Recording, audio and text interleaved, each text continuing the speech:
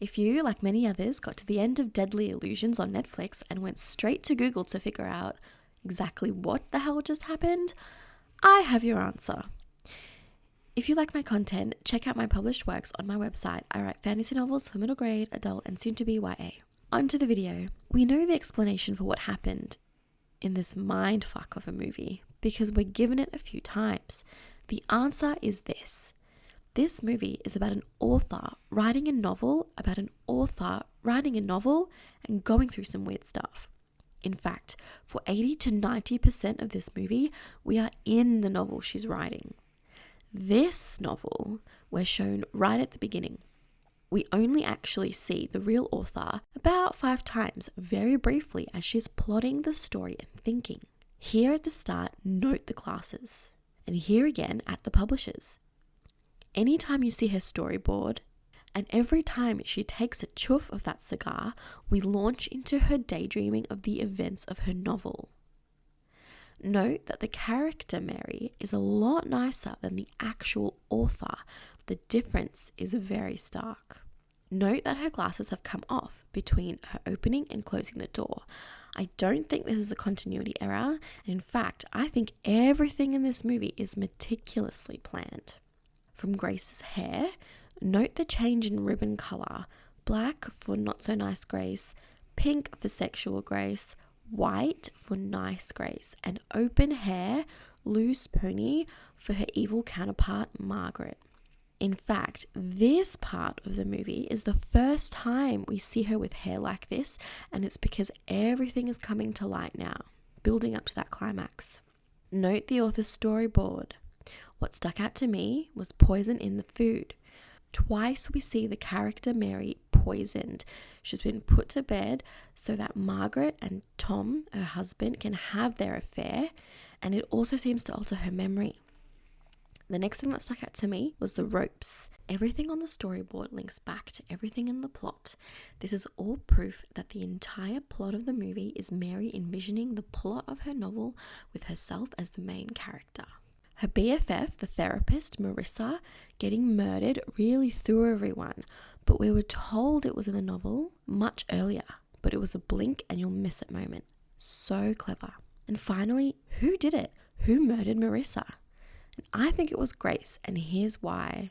We know that Grace has dissociative identity disorder, commonly known as multiple personality disorder. Note the gloves here, they're important. The therapist, Marissa's notes say, out-of-body experiences, memory gaps, time loss, possible PTSD.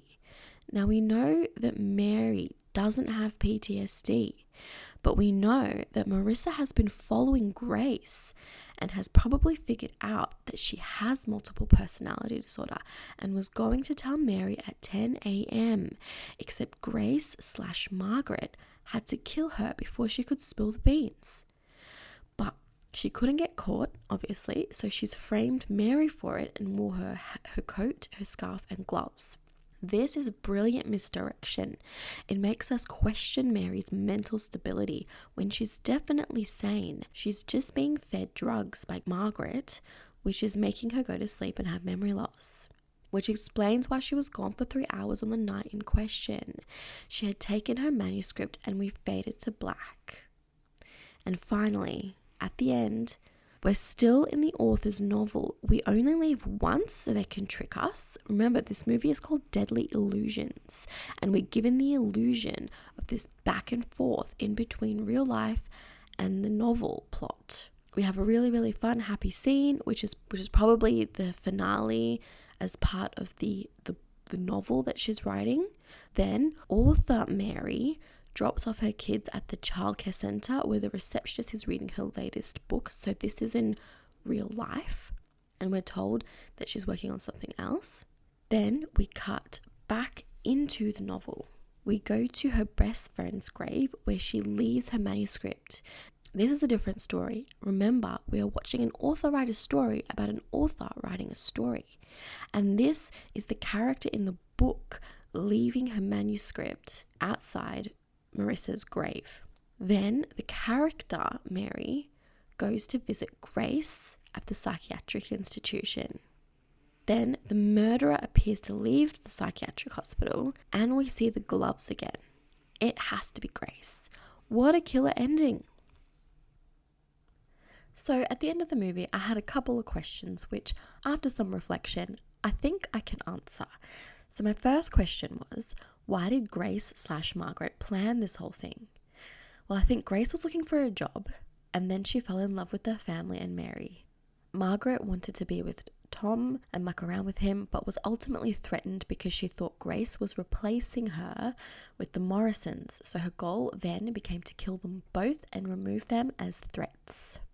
Then my next question was, what is with this weird associate right at the start being aggressive? It might have been an attempt to misdirect us to suspect her at this point, but that's pretty weak because we are immediately led away from that. It might have been to show us the personality of the real author, Mary, who is a lot meaner than the book version of herself, who is overly nice. Then, the reason Mary being gone for 3 hours that fateful night is left ambiguous. Also, if your wife was gone from 1 to 4 a.m., wouldn't you go and look for her, Tom? Or ask for her, or ask her about it in the morning? Instead, he just asks her after the police bring her in. They used a bit of artistic license here. If he had asked her before, it would have ruined the story. We know that Grace is drugging her, making her memory bad, but it's sort of left up in the air. Was she just writing the whole time? She did take her manuscript after all before we faded to black. All I can say is that Mary Morrison isn't a very good mystery writer because the story she came up with is pretty cliche. Classic nanny seducing both husband and wife and trying to kill them has been done plenty. Plus, we've seen the multiple personality disorder thing plenty of times. And what's up with this scene, Mary? Why did she take her nanny bra shopping? And what does "we should go hooky" mean? Is that a US phrase? Because I don't know how that lets first aid segue into bra shopping. Okay, so Mary in the movie is a questionable author, but the writers of this movie gave us Easter eggs in almost every single scene. They foreshadowed everything plenty, and the clues were all there. I just didn't notice them the first time around. We're constantly given visuals of mirror images like this shot. Then her kids are also twins, and that can't be a coincidence. The characters often said things that gave us hints along the way. Finally, nature plays a big part in the imagery. Every time something emotional happens, we are shown water. Whenever Mary is thinking, we see trees.